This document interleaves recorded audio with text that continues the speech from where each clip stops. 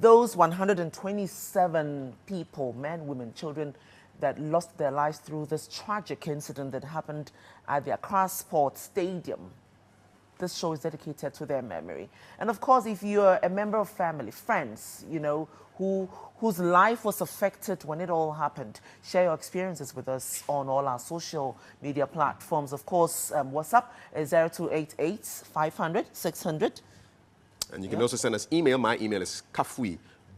Day is D-E-Y. Kafui is K-A-F-U-I. So kafui.day@ghone.tv.com. And of course, basewap.dawona@ghone.tv.com. Okay, and we did promise that we were going to be having a chat with the presidential candidate of the PNC, Dr. Edward Mahama. We're unable to have that conversation, but we will have that conversation in the near future. So watch out for updates across social media. On our Twitter, my Twitter handle is @KafuiDay. Hers is @BaseWaDH, and we'll bring that interview with you. We promise you. Okay, so now it's time to zero in on the events that took place 15 years ago to this day, because on this day, May 9th, 2001, a disaster occurred at the Accra Sports Stadium. Police fired into the stands. 127 people were lost as a result of a stampede. And 15 years on, what lessons have we learned? There's going to be a wreath-laying ceremony today at the Accra Sports Stadium, but is that it? Who is responsible? We've followed events in Europe, specifically England, over the past 20, almost 30 years, and finally, somebody has been pointed as being responsible for the death of 96 people. We had 127, still to date the highest toll as far as sports disasters are concerned on the continent of Africa. May 9, many lessons learned. We're going to kick off, first of all, with a documentary that was produced by a researcher, Nick Bakpo Sylvester, on the May 9 stadium disaster. Take a look. This is GH Today on GH1 TV.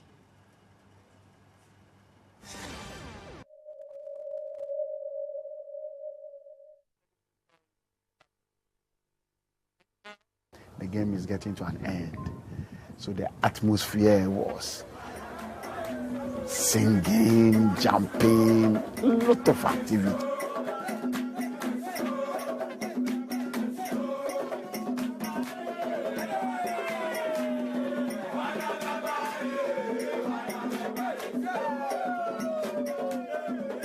We have the victory, but we didn't get the celebration. They took it away from us. They killed us. It's 10th of May, 2001. Everyone is filled with shock. What should have turned out as a day of celebration for the winning team has become a national day of mourning. We should not have a situation where we go to stadiums to go and perish the way it happened. It's a bit embarrassing, not only to our nation, but to the game of sport itself. Hospital beds and wards are overflowing with casualties from the night before.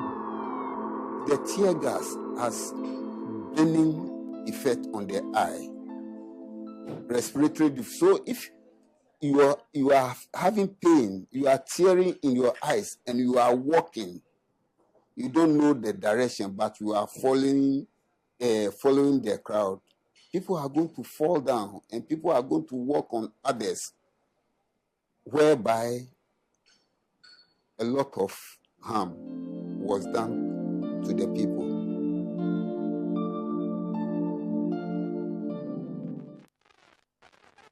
At hospital gates, prospective families of the deceased are busy protesting for entry. Some of the fans were so enraged because they had to blame somebody. They blame the police, they blame Kotoko fans, they blame the minister, they blame the media. It was volatile. How can this be?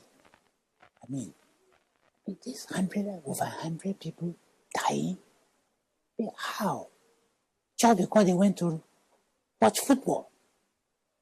I know football is important for all of us. We all love it. But just to go there and die, I mean, that was the shock that I went through. And of course, that maybe is one of the impetus that says, let's find out why.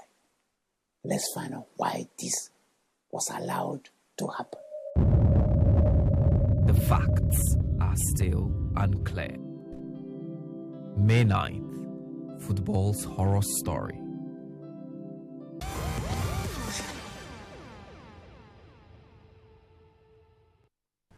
All right, so lots of memories from that day 15 years ago.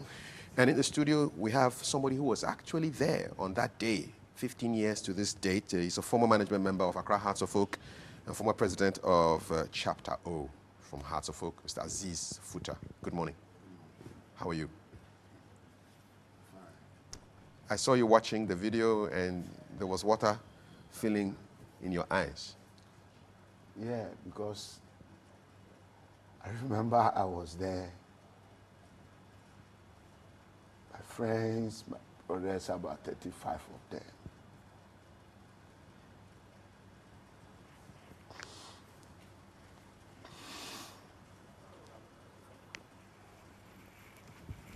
It's okay. Sorry. Some tissue? It's okay, man. It's okay. It's okay, man. It's okay. It's okay. It's all right. It's cool, man. It's cool. It's okay. You can cry.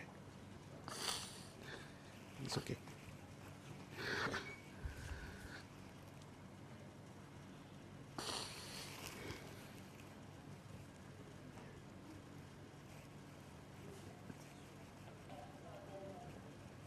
It's all right. It's all right. It's okay.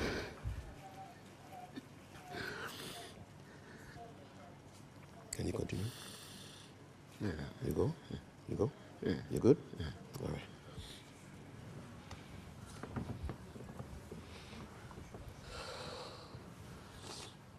Hey.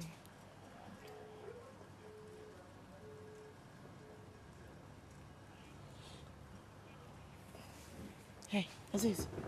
Just wipe the tears off. Yeah, Okay. yeah.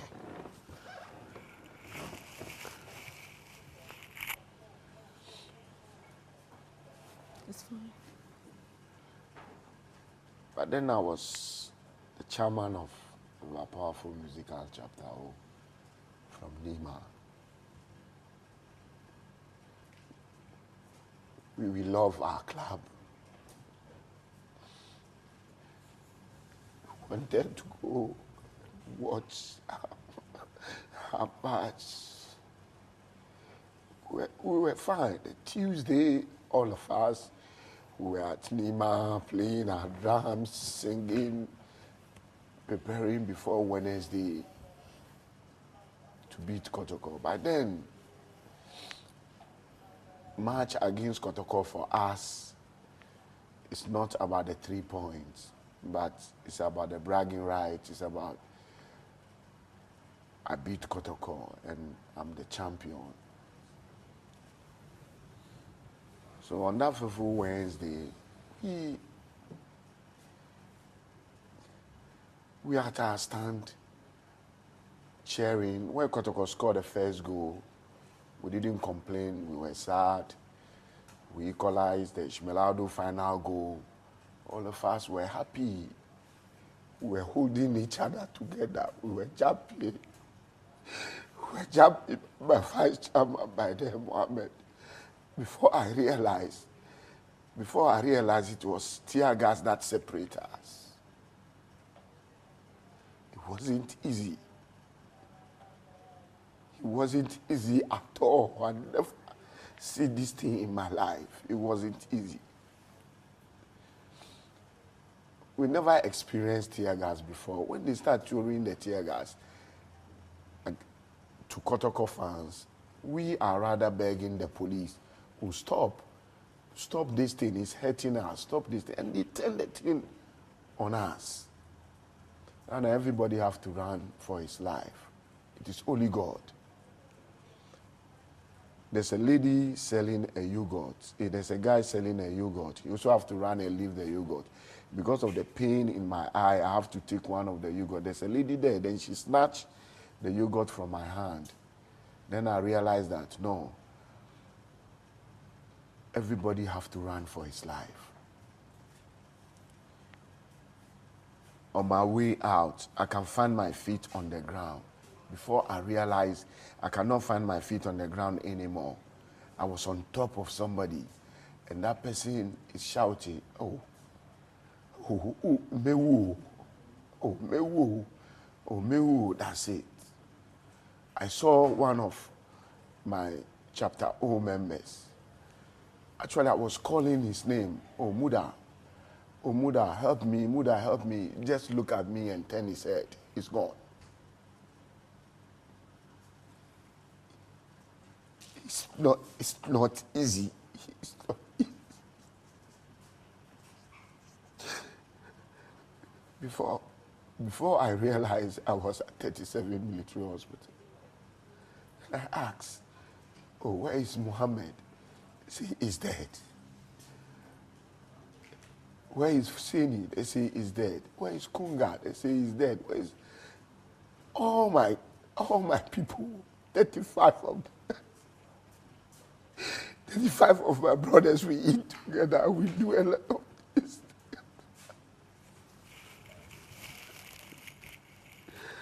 We do a lot of things together. All of them just gone because of football. Something that we didn't cause it. We didn't do anything. We did not cause it.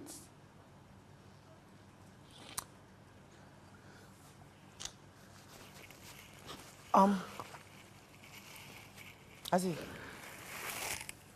you're here today. How did you manage to survive it all? It is only God. I don't know. You don't even know how you ended know. up at 37. I don't know. It is only God. I fall unconscious. It is only God. I thought I'm dead. Because all the people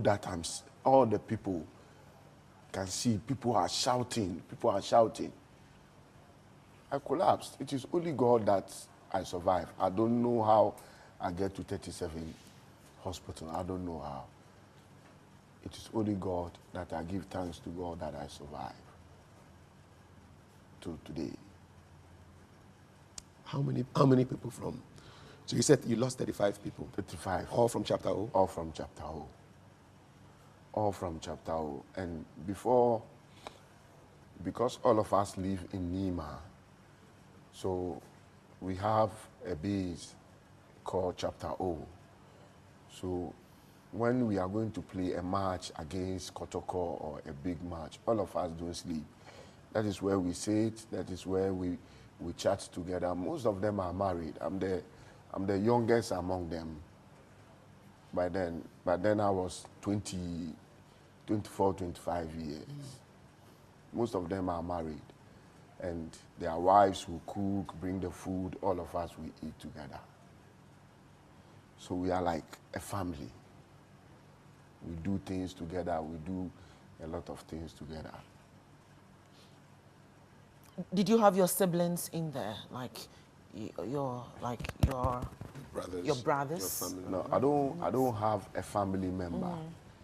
But These are people the you way, felt was brothers. yes, Yes, I know. the way we live, because Indeed. by then most of us are living together. Those that are not married, 5 or 3 of us are living in the same room. That's where we sleep. That's where we do a lot of things. So we live. Actually, our bond is more than even a blood. So you are tight. We are very tight, and we do a lot of things together, and we care about each other. I'm the youngest. When we formed Chapter O, we are about 4 of us. One is in US. He is lucky he didn't go to the game. And one, my vice chairman, Mohammed, is dead. But then he has a 4-year-old child. Kunga, Fuseni, Buzin, and the rest. So I'm the youngest among them, and they share all the position, and they give me the chairman of Chapter O. Whatever I said, they listen. They are the backbone of Chapter O by then. You don't see them unless it's Has and Kotoko game. They allow us to play the drum, to sing and do things, but because they are very strong people. If I say strong people, they are thick tall, they are very strong. And they were in the background. They were in the background. So you were the chairman of the Yeah. group.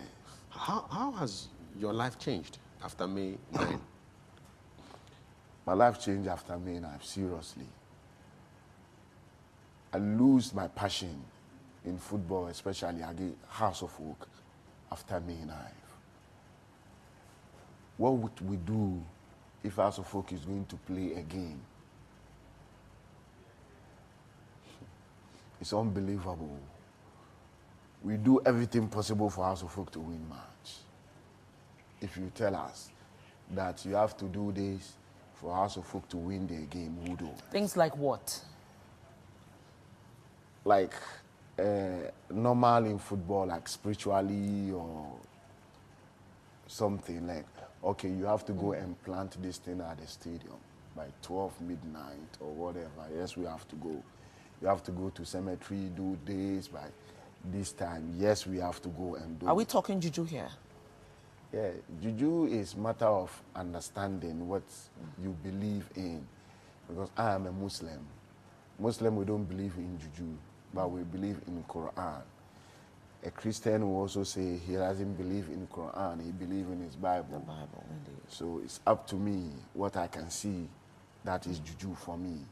But what we do is they write a chapter in Quran and recite something for us to go and do it. And I don't see it as juju. And did you do this before that game? No, What preparations did you do for that game? Yeah, against Haas and Kotoko, that very game. In fact, we didn't do anything. But a fortunate thing happened. One of our brothers, he's related to the national chief imam. On Wednesday, before we go to the stadium, he brought us a rubutu. The rubutu is a written of the Quran that you write in something, now you wash it and you drink. He brought us, and he said that National Chief Imam told him he has dreamed, and that dream is no good. So we should drink and use some in our bodies. We did it. Why? Why didn't you do it? Because he said it's a profession, it's a protection. Protection. Did you do it? Yeah, we did it. Oh, you did it? Yeah, I did it. I did it. I don't know about the rest, but I did it. Do you think that it was that protection that saw you through what happened? No, I believe that it is work of God, because whatever you do, if God didn't accept it, it's nothing. I believe that, yes, he has done his part, but I believe it's not him, it's God. Muslim, whatever you do, we believe that it is Allah that heals, not a human being, whatever you get. So I believe, yes. So after about 2 weeks, then we start having a conversation with those that survived. Then we believe that some of us that take that thing, it actually help us. It actually help us. There's another guy is in UK, Barbary, all of them survives. All of them survives.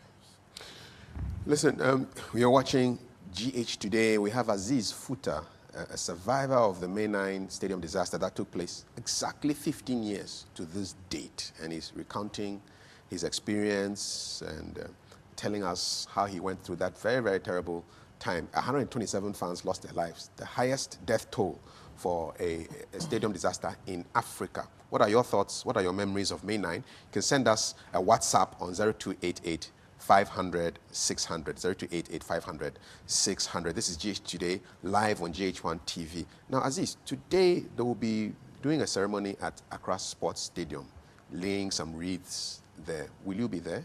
No, I'm not going to be there. Why? I stopped attending those things like last 2 years, because I don't think that those that lost their life, the way they commemorate this thing will even allow them to rest in their graves. Yes, because these are innocent people. I call them, they are heroes, because they change some of us. They change the way we support. You don't wait till 1 year and you go and put a wreath or something. No. What do you want to see done? What I want to see done, I want it to be a national issue. Quite recently, May 2nd, there's a game between Accra House of Oak and Kotoko. There's no even a minute silence observed on these people. And these guys that lost their lives, sometimes we sit down and think that maybe it's where we come from. What do you mean by that? Yeah, maybe they don't regard the people that lost their lives. Because one, football, they say football brings us together.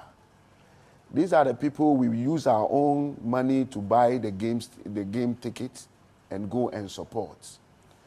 There's no proper recognition. Their family are there suffering.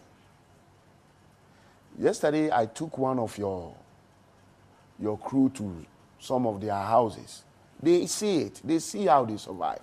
My vice chairman's son, he was 4 years when his father died. He's out of school now. The boy is becoming some way. He's out of school now. No control. His grandmother and grandfather, they are too old. They cannot even take care of him. So you just go to the stadium in a year, a day, in a year, like 30 minutes and go and live and go and do this, and you say you are commemorating the death of those people. Will a proper or adequate compensation rest this case? Make families or people like yourselves who were affected, feel any better? The compensation I want, or the family, is recognition. It's recognition. Get their picture when there was a big game at the stadium, show their picture to the audience, a minute silence for them, for people to see. These are people that lost their life because of football. For you, even today, we should have had pictures of all of these die-hard fans that lost their lives, displayed at the sports stadium. That's right. And their families at the stadium, to at least a little of recognition for them. I think that not about money. Okay. It's the recognition which is important. The recognition that is important. Aziz, go ahead. Because gradually we wait until May 9th before we talk about them. Nothing happened. And people didn't learn any lessons. Match between Wild All-Stars and Accra House of Folk in Accra Sports Stadium. At the Osu stand, people were throwing water. People were throwing a lot of things. At the May 9th stand, there was nothing like that because it's still fresh in our mind. I remember somebody want to throw something and all of us just jump on him. You see, but how many people? What I'm saying is, 15 years ago, we have young people that they are 10 years or 15 years. They don't go to stadium. They never witnessed this thing. Today, they go to stadium. They will be too passionate. They don't even understand the rules of the game. So referee will do something and they attack. Yesterday, there was a match in Nkoko. Kou and Kou United with another team. There was a serious row, fight. The referee was beaten yesterday. It's because we don't take these things serious. And you think that we haven't learned our lesson? At all. We will go for a world in 60 seconds right now, and then we'll return to continue our conversation with Aziz Futa, who was there 15 years ago when we suffered this very terrible tragedy, losing 127 football fans at the Accra Sports Stadium. Stay with us. This is GhOne TV. Aziz, what are your thoughts about the police and the way they behaved on that day? It's very bad. I was at a commission of inquiry, and immediately I saw the police there, I was shivering. So they have to ask the police to go out. This is kind of, and I remember there's one doctor on the commission, I forget his name. So he took me through and said, I need a psychologist or something. I believe the police didn't do well at all because it is Kotoko fans that break the chair, start throwing it on the page. So they start throwing tear gas on them. As they are throwing the tear gas on them, they will start getting the effects. Mm-hmm. So we are rather begging the police that they should stop. This thing is hurting us. They should stop. And they turn it on us. They turn it on us. So I believe that justice has not been done. Okay. And on that note, let's quickly go onto the phone lines and speak with sports journalist Yao Ampafuankra to pick his thoughts, memories in the lead up to the events that happened on the May 9th at the stadium that took away some 127 lives. Good morning, Yao, and thanks for joining us on GH today. Hi, good morning. Okay, yeah, so this is Beiswa. Yeah, kindly share with us your memories in the event that led to the May 9th disaster. Well, thanks. It's a bit blurred now. We've tried to block out certain memories, but leading up to the disaster, it was quite an interesting day. It was quite surreal. It rained quite heavily that day, and most fans were in the stadium quite some time before the match actually started. But I think what most of us can remember is the hype, the media hype. You know, Herbert Mensah on the one hand, Harry Zarko on the other, very good friends away from, you know, the sort of, how would I say it, intensity, the rivalry between Hearts of Oak and Kotoko. Behind the scenes, Herbert Mensah and Harry Zarko, very good friends. But I think the fans could not connect to that. They felt it was a match that Kotoko must win at all costs, and Hearts of Oak felt that they have to win at all costs. And maybe in the lead up to it, the reality of hyping up a match, getting a full stadium, you know, the drama, the intensity, the uncertainty, some fans may have gotten carried away and thinking that this was a match that they had to win at all costs. And then after the match, obviously what happened shocked all of us. We did not know that, you know, the aftermath would be such a tragedy. But before the match, as I said, there was a lot of hype, a lot of intensity, a lot of, you know, media noise and predictions, you know, between the two sets of fans. And as I said, between Herbert Mensah and Harry Zarko, very powerful figures in football. Even now, when you mention those two personalities, they do command a lot of respect. Yao, hi, this is Kafui, and thanks for joining us. So when did you realize that this thing had become more serious than it was? Morning, Kafui. Well, we actually didn't know. I mean, yesterday I spent some time in Nima with Aziz Fatal Haruna. At that time, he was 22 years old, and he was just a member of the Heart of Oak Chapter O group. And with him and a few others, we did see, you know, what now we realize were dead bodies. But we thought they had just fainted, had passed out, because there were so many of them. So we didn't realize that these were actually people who were dead, you know. So it was only when people started wailing and, you know, screaming, they're not breathing, that it dawned on us that all these people lying here, lifeless, they've not fainted, they've not just collapsed, they're actually dead. So that is when we really, it hit us, you know. So some of us carried bodies that we thought were just, you know, they were in shock, or they had just fainted, or they were hurt.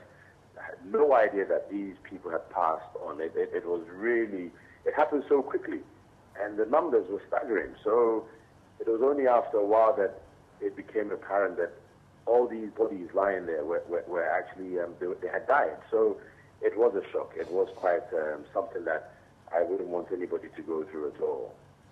What do you think has changed in the way we handle matters at the stadium 15 years on? Has there been a change?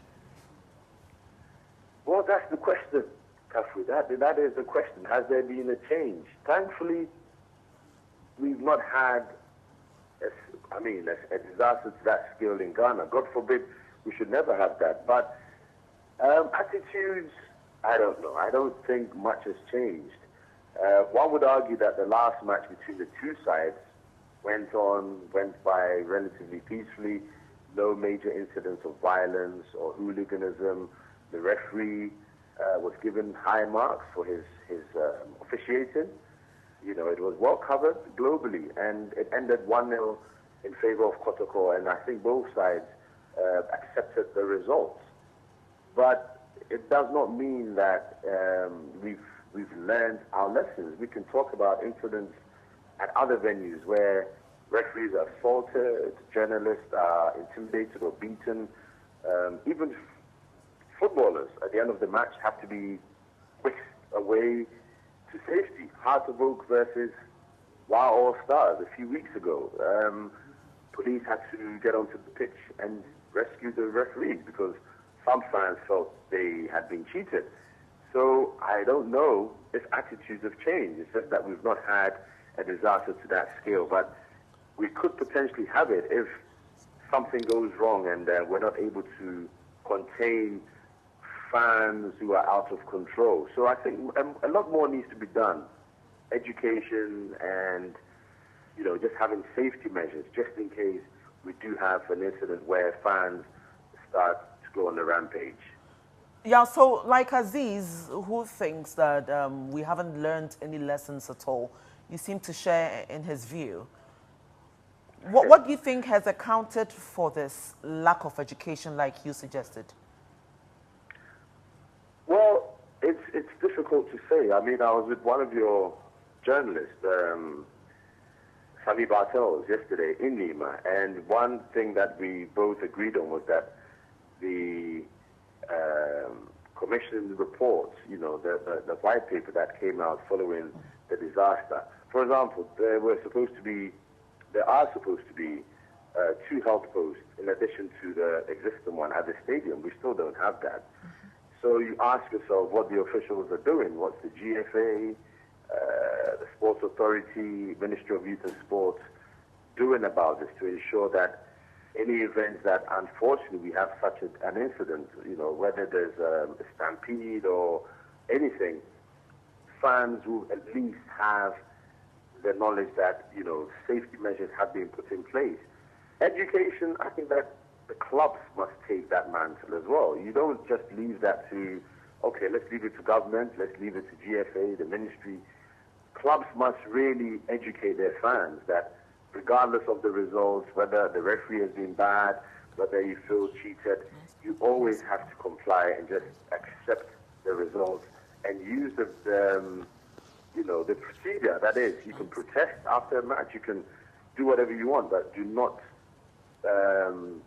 tear up seats, you know, do not throw water bottles onto the pitch, invade the pitch, abuse and attack referees or players of the opposing side. And this has to be done by the clubs on a regular basis, and interactions between 2 sets of clubs in the nature of, you know, friendship and togetherness. You see in Europe, fans, Barcelona fan sitting next to a Madrid fan. You see a Liverpool fan next to an Everton fan, Manchester United next to a Manchester City fan in their jerseys, quite obviously enjoying the game as fans, taking their families to the stadium. It's quite rare to see mom, dad, and kids at our match venues because I don't think the parents are that confident that, you know, their safety will be assured in case there's an emergency. We need to really educate ourselves, and the media also has to play a role in doing this. Otherwise, we could potentially be sitting on a time bomb. Indeed, yeah. So now the Hillsborough, you know, incident in England has seen some resolution. Since '89 till today, it's finally happened for them, and we're still struggling to have May 9 resolved.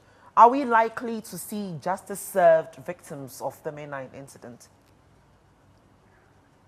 Yeah, I mean, that's also a very good point. There's a lot we can learn from how the Liverpool fans, especially their families, have pursued this over 25 years, a quarter of a decade. It's been so many years.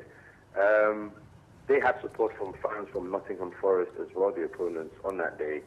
And the police, interestingly, some gave evidence that contradicted the initial reports that were submitted. Now, in Ghana, we've not had a review. We've not really sat there to look at what evidence was submitted at the time because of emotions, because of cover-ups and what have you. We've not also seen more being done by the police. I think we keep forgetting that in all of this, regardless of, the rampaging fans and the hooliganism, the lack of training of the police, their response, and the panic that resulted from the tear gas being fired, much of that resulted in fans rushing to that narrow exit where they were crushed. So I think we also need to hear from our, police, emergency services, what has been done. What about other venues? Are the police equipped? Are they up to date with emergency evacuation, crowd control? I think if we have this on a regular basis and the public is made aware that police are trained, they're adequately prepared for any eventuality, I think people will be feeling safer. And Hillsborough is an example that we can really lean on, where families, the police, the clubs all join forces saying that, look, we want the truth, justice for the 96. And they've had that after all these years. So it's not too late to actually go back and review evidence that was submitted. Some would say there was a cover-up to protect officials. There were no prosecutions. That is quite sad. I think the families of the bereaved would also want to have some form of closure, if that's possible. And maybe we need to go back and look at this. All right. Yeah, many thanks for your time this morning. Jan Pofankra is a sports journalist, and of course, you heard him. He says that there's definitely a lot to be done in the way that the stadium is run, especially during match days. And Aziz, I believe that you share in this view. Yeah, I you agree have with said him. that. Yes, I agree with him because I have opportunity to go through the Okujeto Commission report. Yeah, I've seen that one about the stadium. You see, they have to have about 2 clinics at the stadium. But as at now, we have only 1 clinic at the stadium. Yes, still the entrance to the stands is very narrow, even though, yes, it's very narrow. Are you saying that today, and God forbid, should we have May 9 occur again or recur? Yeah. We don't have enough space for movement? No, we don't have enough space, even though the exits are many than before, but we don't have too much space. It's going to be even dangerous than before. So we haven't learned much? No. Aziz, do you feel responsible to keep the memory of those who you lost, 35, alive? You see the way the Liverpool supporters kept on it for almost 30 years, and finally they have pointed somebody as being responsible for what happened. Do you feel that responsibility? Yeah, I feel that responsibility because I think that they give me a chance. That is one. They give me a chance when I was a young boy to lead Chapter O. So I'm on TV today, it's because of them. I'm known in football today, it's because of them. Because they give me that platform. So I feel so much responsible that, no, they have to do something for these people. Psychologically, how does it affect you? Do you dream about the event? Do you have nightmares? I don't know how you feel inside of you. Yeah, what's the effect? Yeah, up to now, I have a serious effect because I cannot be in a crowded place. I'm telling you, I feel so worried. I don't have peace of mind. So all the time that you've been at the World Cup, you've been at all of these big games, you still had that playing in your memory? Anytime I was at the stadium, that I find myself in the middle of about 500 or 200 people, and the memory starts occurring in my mind. Have you had any help? Like, have you spoken to a psychologist about your issues? Yeah, that doctor on Dr. Akosa, Professor Akosa, yes. Yeah, at the commission, he let me meet one psychologist at 37 Military Hospital that we have some talk. But I didn't continue. Why? Because I think that even what I need for me to be free is a serious recognition about those people. That is all. How are you getting that done? How are you pushing that agenda? It's very difficult, because what I've seen is government go, government comes. They don't care about it. And you said something earlier that is because of the area. Maybe it's because of the area you come from. Yeah. You think it's because you come from Nima and people. Yeah, that is how I feel, because I feel that it's because people from Nima, Newtown, Mamobi, Bukom that lost their lives. If people from, let's say, airport residential area, Laboni or whatever, because if his uncle is not a minister, his father will be a minister or things like that, they will do it. This is the country that we are. But I believe that it's because of where we come from. Let him go. But Aziz, let's come back to Kafi's question of how you're pushing the agenda. What has been your role to see this happen? Yeah, anytime I have opportunity, I push it. I remember we organized a peace walk, myself, Chapter O, and Kotoko Circles with Edmond Aka. That is before the House Confederation game, right after the May 9th. So we were thinking that this match is a cup match, and between us and Kotoko, if we didn't take time, May 9th will repeat himself. So what we do is we organize a peace walk where I wear a Kotoko JC. Apart from that, we also organize a walk that Mr. Herbert Mensah even take parts of it. You see, so I sit with Herbert Mensah, we talk about it, but I think he also have his way that he want to do his thing. But I believe that this is a national issue.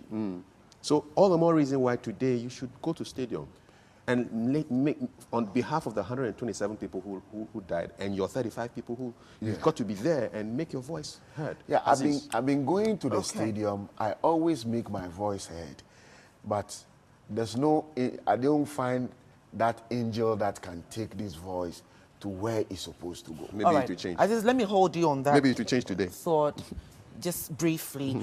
Referee Joseph Say, retired now, handled the match on the day of the incident. Good morning, Mr. Day. Good morning. Mr. Say. Okay, so we're learning that you handled the May 9th march that saw the disaster happen. Yes, I was here. I know that a lot of memories, coming to you today. Can you briefly share some with us? I can hear you well. I'm asking if you could share with us some memories from the day. Oh, yes. It was a good day. The morning was so good. We were three central refugees appointed for that match. The day on a Wednesday, I got information on a Tuesday, but we need to be there Wednesday. The pre-match was at 11 a.m. When we got the pre-match, it was there that we were told that. When we got the pre-match, there that we were told that. Hello? We can hear you. Yes, please, we can hear you. Please go ahead. Yeah, at the pre-match, we were told that we are going to balcony to get the center entry. We were trained. McCarthy from Cape Coast, it's a worker from Cape Coast, and they call me myself from Dakar. And we went with Mother Terry, and it fell on me to appreciate. I had to also coming from Cape Coast at the trains. We're told at the magnitude of being played at 3, it was going to be played at 5 because it was a weekday. So we went in, we went back to our hotel, came back, and unfortunately it rained. So my transport representatives entered into those days. There were certain drinks within the stadium. So those who would drink would drink, those who would eat would eat. But at 5 we started the match, and it went on smoothly. 3 goals came. Hearts had 2, for 1. The match ended.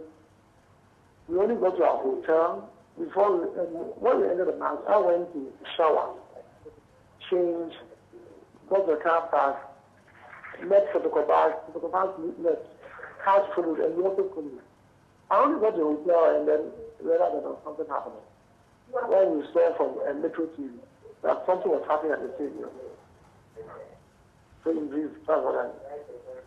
So you were not even aware, that all of that was happening because, I mean, like we see happen with marches, you exit the park before everybody else. Yes. Indeed. During the march, some fans started throwing chairs. They were just as they could cut then. Before that march, when he was the secretariat, he and his group always get to the field and start putting off the street. I officiated some matches before, then I saw it. And that very much was happening. So I thought it was a normal behavior from that set down fine. Especially when the game was called somewhere that wanted to interpret the law for it. But I didn't mind, the match continued and ended successfully. So we didn't see it. Okay. I think that there is a bit of noise in the background. If you could please move away from that noise, we'll be very, very grateful. Noise at the background. Yes, it's clear now. Referee say, have you ever been blamed for your decisions that led to the... Has anybody ever said, look, you made decisions that resulted in the violence? Have you heard that before? Those come from the media and then the ignorance petition. But technically, the match was sent to the match was sent outside, and the various associations that watch the football congratulated the referees. So the technical people congratulated it. After the match, the referee association came into congratulating. They started congratulating. It's only the ignorance petition at that time. I'm not insulting them. I'm saying they are not aware of the laws of the game. So they presume that there were certain things wrong.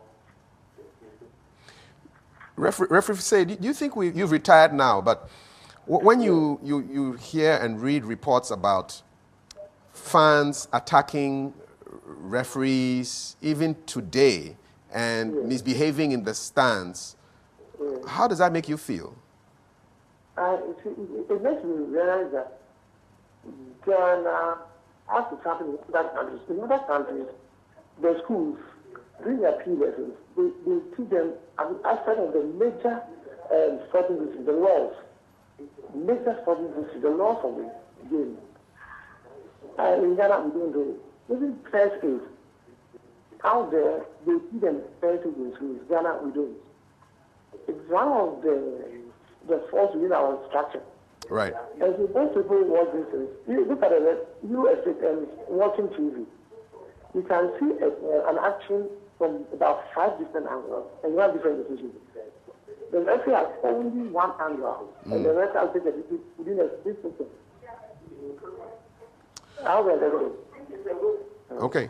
I think we will leave it here. Thank you very much for your thoughts. Referee Joseph Say is now retired, but on that day, he was in charge of the game between Hearts of Oak and Kotoko. The game, that result started so on a bright note and then ended in so much disaster and tragedy. And I saw you looking at the pictures, Aziz. And I know it still brings you a lot of sad memories. Yes, of course. I've been imagining where we are running to. And all the things just occurred in my mind.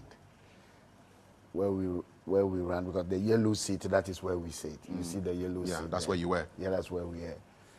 So we have to run through the exit, and the exit was too small. You reckon a lot of people died at that exit? Yeah, that is where the incident really happened. Do you think that midnight wouldn't have happened if people had just sat down? That's what I was thinking. You know, just sat down and waited Yes, for the or laid on the ground. You know, yeah. for the tear gas to fade out and all. Yeah. In our life, we never saw this thing before. So ignorance, certainly. Yes, we just heard about tear gas. I never had the experience of tear gas before. That is my first time. So I know most of the people, it's their first time too. So all of us got afraid. Yeah, you panicked. Panicked, and we have to run for our life.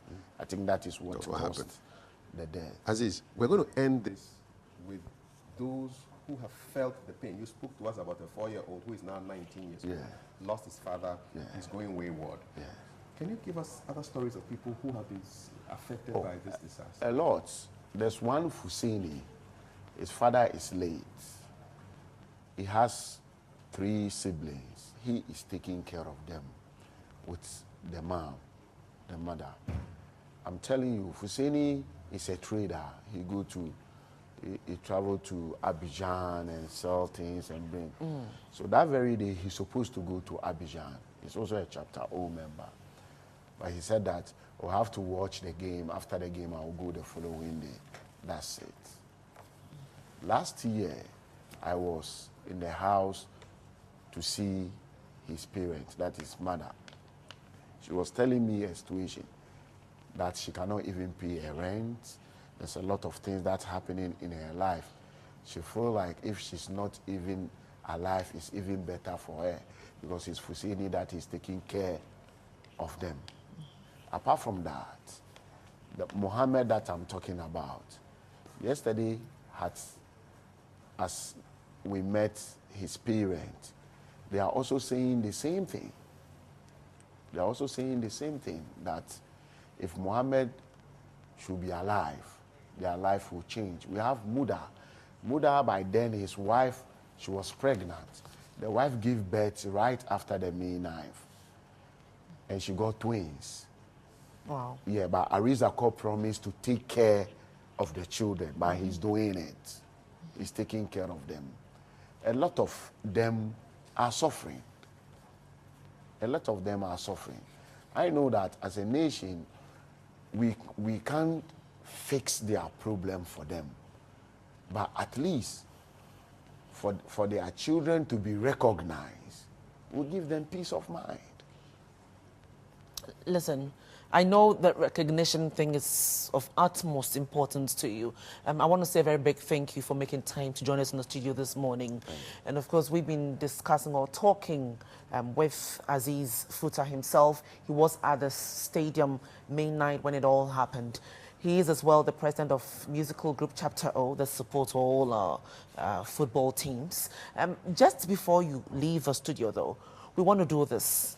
We want to end with a 127 seconds of silence in memory of all the victims of the May 9th disaster. Thank you. And our time starts now.